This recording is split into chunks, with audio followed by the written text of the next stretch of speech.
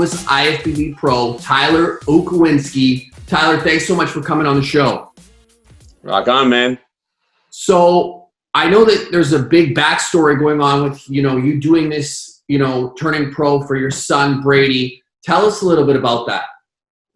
Well, like 12 years ago, I was very young, 23 years old. I had a massive loss in my life. My son passed away from SIDS, very sudden. There was no real reason. There still isn't really the reason, or like cancer or any big of those big name diseases and stuff for it. So it was very sudden, and it was very hard to find closure. The closure thing for me was very hard. And that's where this story comes in, and very trialing areas of my life when I was 23 to like 26. Very, very dark times in my life. Addiction, drinking, loss of job. I was homeless for a bit. It was crazy. It was probably one of the most well-experienced parts of my life. Don't regret it, and I'm grateful for it. So it came into twinfold when I turned 30. So, and now the journey into becoming a pro, I set ego aside and put my son on the line. So I put my son's name on this. I wore my heart on my sleeve every day, no matter how much pain, how much suffering it took to get there. I didn't care. I said, by the time I'm 35, I'm going to be an IFBB pro. Fell short of that a little bit. I'm about 3 months behind because I turned 35 when I was in June there. So fell a little bit short, but still accomplished the goal nonetheless a few weeks ago. So super excited about that. Yeah, no. What was the point when you decided to make that change though? Like when you were on that road of, self-destruction, what happened? Give us some insight. All right, perfect. Yeah, so from 23 to about 26, very, very, very destructive. That's the best way of putting it. I was never addicted, really. I have to say that because I wouldn't call it my addiction. I'd call it, if I was addicted to anything, it was a self-destruction. Nice cup, by the way. Cheers. Yeah, cheers. Yeah. So yeah, I just beat myself to a pulp. Didn't really care. I kind of ran into an IFBB pro through an ex-girlfriend now, Scott Millen. And he kind of grabbed a hold of me and said, hey man, you need to get back what you had before your son passed away. You were an animal. You're a football player. You're a machine. You didn't know anything but health, wellness, and fitness. Your dad was like very hard with you growing up. You need to get that back. Stop being such an asshole to yourself. Be a fucking man. And I was like, oh, I've never had someone talk to me other than my father like that. And I just met you. So that being said, it was an IFBB pro bodybuilder, one of the biggest guys in Canada ever, Scott Millen, the Canadian Moose, who grabbed a hold of me and said, hey man, you should probably go compete. You have a good idea. You have a good physique, and you don't even like train hard right now. So it was pretty cool how that came about. Then I met Ronnie Coleman. He thought I was an IFBB pro at one point. And this is all before I was 30. Wow. So there was a lead up. So a lot of people were like poking, just go on stage, go and do something. And I was like, man, I was still living that two-face. I was still drinking a little bit on the weekends, still kind of getting in and out of that. I was working security. I was in that lifestyle where it was like kind of negative and then good positive. I was going to say 50-50. When I was 29, I met Julie. I changed my whole life around when I met her. The whole aspect of trying to hustle to make ends meet was dead. I said, I want to be successful. I want to make money. I want to kick. I didn't care what it took. And then I started to get into spiritual meditation and all that stuff. And then I dug deep and I found that. I was like, Brady, this is your closure. This is what I need to I need to do something in your name. It's what I like to call, when I told my ex-wife, it's a passing with a purpose. So I took that passing and I rolled with it once I turned 30, and I did not stop. And when I tell you I did not stop, I did not miss a meal. I did not miss a workout for like 5 years. Wow. So yeah, Scott Millen, I give him the credit for picking me up and showing me what I truly was, and what I used to be, and then to bring it back to life essentially. Do you ever have like thoughts about, when you were on this journey, was there ever thoughts about going back to that party phase, and how did you deal with that? That balance was between 27 and 30. There was a lot of that back and forth. The people I was hanging out with, I was messed up with like Hell's Angels. I was doing things I shouldn't have done. It was very, very, it was a revolving door of negativity and positivity. Wow. One would slap me, the other one slapped me. It would be like literally the revolving door of until I found that inside of myself, that soul, to say enough is enough.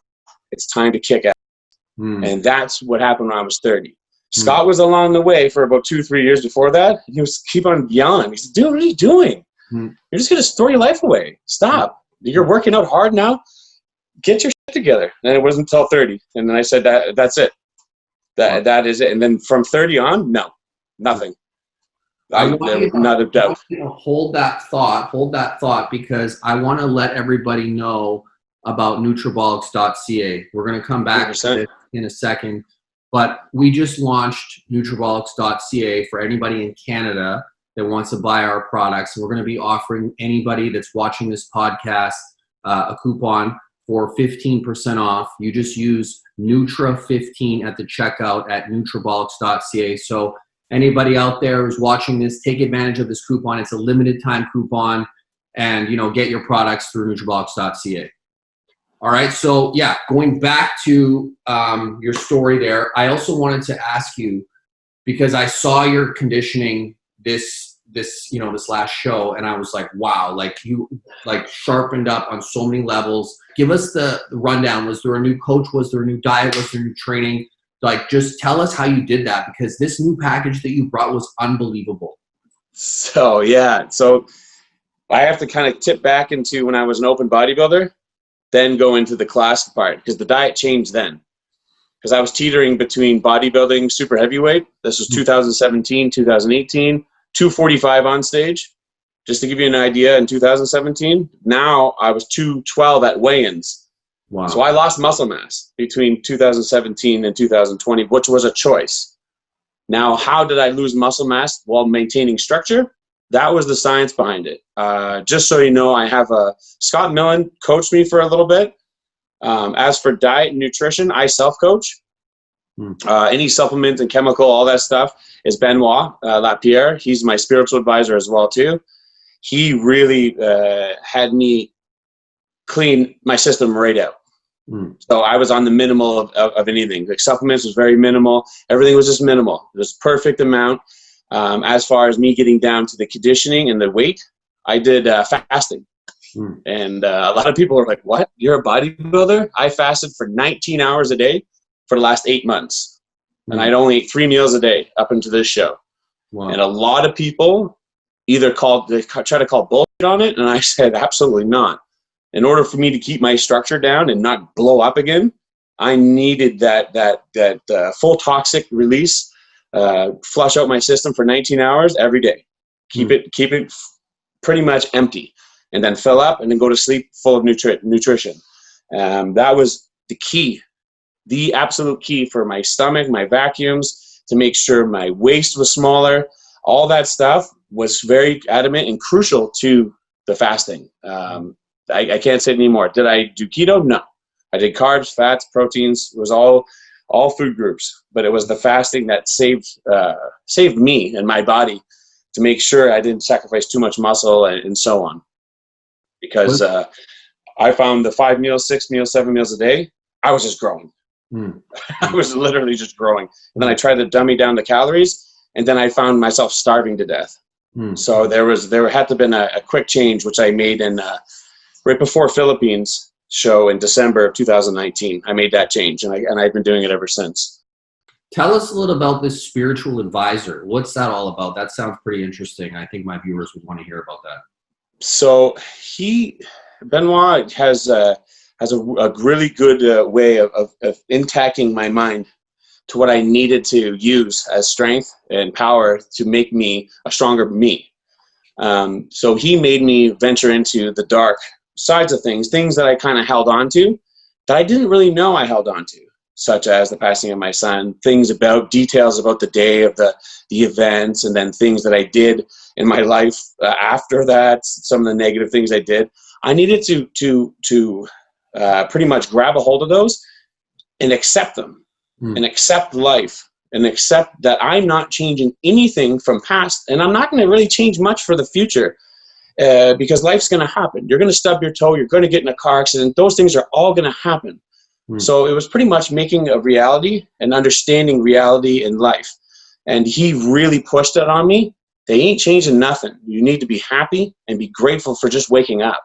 And then I spun myself into all my stuff with central nervous system recovery and so on, with like sense of smell, touch, all that stuff has a huge play in how you are happy every day. So yeah, Benoit really sparked that. And yeah, I use incense, a lot of calming Hertz music, 747, 585. Again, that's a whole another wormhole to crawl down. But yeah, it's you become more of a productive soul on this planet if you find yourself in a more sedated, I like to use that word, sedated space. I'm fired up in the gym. I get fired up when I talk to people. That's the extent of it. Outside of it, I'm calm. My dad calls me medicated. Everything kind of goes into where it needs to go. So, you know, you don't need to be careful and tiptoe around life, because it's going to happen anyways. You know, it's going to happen. Now you're in a space of mind to be like, oh, well, okay. Instead of flipping off someone to cut you off or doing this or, you know, being angry. It's just, okay. The best thing, woozah. That movie, Jack Nicholson. And so, is there ever days where you're like, you know, in not maybe the best headspace, maybe you're leading up to the show. Obviously, you know, everybody has bad days, but what do you do to perform, to push through? What's your secret weapon? Give us one tip, something that you do that maybe is a little bit different. The darkest moments in your life, the worst, the most painful. I get asked this a lot. By the way, Jason, the darkest times that you've experienced in life, revert to those. You wake up and you're dragging out, oh man, I don't want to go to work. I don't want to go do cardio. I don't know, I just want to eat pizza, just have a beer or something. You revert to how awful you felt during the worst times of your life. Then you can do this. You compare them. Oh, this is fun. That was not fun. That was really shitty, and there was nothing I could do about that. What you can do is you can get your shit done, go on the cardio, eat your meals, go to sleep that night, and be like, yeah, I kicked it. Before you can't fix that. That took years to fix. This takes one day. I use that every time. So either it's Brady passing away, days that I was drinking and being an abusive person towards myself and people around me. I would just think back to those days. And then it was easy. It was easy eating meals and doing cardio and working out every day, sore, tired. It was like, oh, okay, this is fun. It's like my job. It's cool. I have total control, towards which before you didn't. So yeah, that's my secret weapon. Nice. I like that. Day in, day out. Tell us a little bit about what's going on in the background there. What is that, the Punisher? Yeah, that's Punisher. A local artist made that for me. I love the Punisher and I love the Grim Reaper. Nice. I'm not religious. I used to be. When my son passed away, I kind of went into my spiritual side of things. Yeah. That was the closest thing to religion that I had.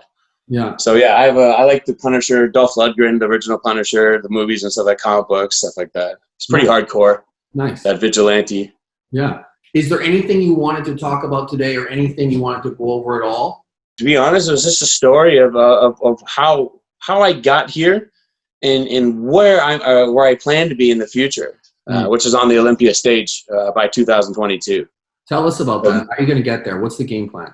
The new game plan. Well, 8 days before my competition, you probably didn't see my IGT video that I released. I fell down the stairs and I separated this shoulder and tore my rotator cuff. Wonderful. 8 days out, so I can't even lift this arm over my head. I have an MRI in late September. Just fatigue set in, and I fell, and with this arm, I protected my head and fell right into my armpit down seven stairs, popped my shoulder out, ripped my rotator cuff.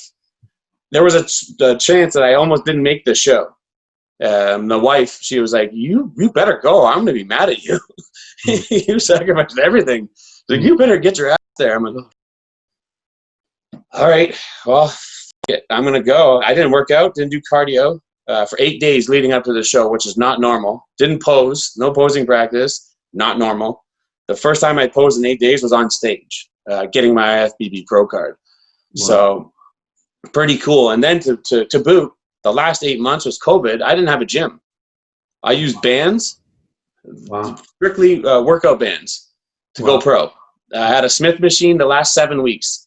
I put it in my garage, and then I built my gym, Team U HQ. That's my athletic team that I own. I built a gym late August, but I didn't use any of that equipment. So I went IFBB Pro on bands and one Smith machine, which was a lot of people are like, "Yes, what? You don't need much. You just need this." You got to do a video on like that, you know, how to go pro with just bands and one Smith machine. Honestly, I'd love to have that. That's the plan. You know, I have a lot of videos around my IG that all the workouts that I did for legs and all that stuff. People are like, you're insane. And again, a lot of people just said, oh, you know what, I'm going to call it a wash. I said, absolutely. And this is where Brady came in. There was no quit. I did not give a shit. I was like, I'm not quitting. There's ways around this. I will become a pro. And it was bands and the heart on the sleeve. Nice. I had a sissy squat, but that's very useful only for quads. And I only had 25-pound dumbbells. So again, the sissy squat's only as useful as your bands. You also had Nutrabolics though. I mean, that couldn't have hurt. It was so cool. A lot of people were like, dude, I have like the best gym in the world that I've been working out at for 10 years. I'm not a pro. I'm like, well, maybe you got to work harder. You know, stop being lazy, man. Stop going half. This is the hardest I've ever trained in my life. Gym or no gym, the last 8 months, I've never trained so hard in my life. I knew the end goal. So the end goal was IFBB Pro, and I wasn't stopping until that happened. So, and I know in your off season, you know, you probably use the supplements and this and that. Tell us a little bit about your off season stack and what maybe Nutrabolics products you're using. HydraPure is my #1 protein pancake, salted caramel. All my clients know it. Everyone knows it. I do two scoops of HydraPure salted caramel with a cup of egg whites. Blend that together, toss it in the pan. That's my pancake. That's before sleep every night. Nice. Anabolic state, glutamine. Those are 3 staples from Nutrabolics that I use. As far as fat burners and stuff, I like the Carbolic during midday instead of a coffee. I love that. It just keeps you warm, especially for someone that's fasting. I like to keep your metabolism going, even though it's running on fumes, especially near end the competition. Carbolic is probably one of the best and easy on the stomach. A lot of the fat burners out there or metabolism boosters, they just hurt the stomach. They give you gut rot, especially on an empty tummy. So those are the 4 that I use specifically. Glutamine, anabolic state, staples, twice a day. And the HydraPure 2 scoops a day. It turns you pro. There's no question about it. You get the best products, and not because I'm sponsored by Nutrabolics. I'll say that there's a lot of good products out there, but I just so happen to be part of a team with, I'd probably say the top 3 products in the world, and it's fantastic. And you can't beat a good product. As someone who's been taking stuff since I've been 14, so almost just over 20 years, so taking a lot of garbage. Yeah. You gotta supplement properly. Otherwise, especially during the calorie deficit, or if you're trying to gain muscle. So you know what I mean? If you're not supplementing properly, forget about it. You're gonna end up hurting yourself. So for a lot of people who aren't familiar with you, one of the things I think that, you know, you're known for is your vacuum stomach, right? Would you agree with that? Yeah. Pretty accurate statement. So why don't you give us some insight on that and how you were able to sort of, you know, maximize that, you know, because when I see you doing it, it's like you've been doing it your whole life or something. It's amazing. So give us some insight on that. Yeah. So it is funny because at North Americans, a couple of guys, I didn't even know they followed me. They're like, oh, it's the vacuum guy. And I was like, oh. I'm like, yeah, what's up, buddies? They're like making jokes. Used to be sponsored by Dyson, and I was laughing. I'm like, oh, that's good for a laugh. 2017, I was a super heavyweight bodybuilder, 245 pounds on stage. I had like a 36-inch waist at that point. I was on the fences of what I wanted to do in the years coming. So meeting Benoit and talking to Scott and Scott Millen. Oh, we'll touch on that later. But yeah, I was trying to get my waist smaller. And then I was like, okay, what do I need to do to get my waist smaller? And I knew Arnold and everyone did vacuum, Zane and all those guys. And I was like, okay, let's start some exercises. And this is when I was eating 7 meals a day. I'm like, full stomach. I'm like, holy shit. Even in the morning, I still had a full stomach, intestine, all that stuff was still full because you're constantly producing food. So I was doing vacuums, full stomach, and I was like, oh, this is not working very well. I'm like, okay. So when I got into prep for 2019, Toronto Pro Qualifier, I ended up getting into the heavyweight bodybuilding. That's when I started to take that vacuum in. It got good for Toronto. And then after Toronto, I was like, okay, I had to diet down because I started doing classic. So I had to lose like 14, 15 pounds. So the more weight I lost and the less food that I was eating, the better off I was be able to train my stomach and vacuum. Wow. Every morning, 2.5 years straight, 30 minutes, 20 to 30 minutes on vacuum exercises. Wow. So 2.5 years it took. And now my waist during competition is 29, almost 30, opposed to 36. Wow. And my chest clavicle didn't change, so it just looks silly. And trust me, it's like this vacuum stomach is definitely worth checking out. So for anybody who doesn't know where to go to check you out, just plug yourself. What's your Instagram? Where can people see pictures and find out more info? It's Okowinsky, at Okowinsky. Everyone calls me Toko. It kind of just flew. So TOKOWINSKY. Well, honestly, Tyler, thanks so much for coming on Perform. I really appreciate it, man. You gave us a lot of great insight. Well, we're kicking and ready to perform, right? All right, man. Thanks, Ken. Cheers, brother.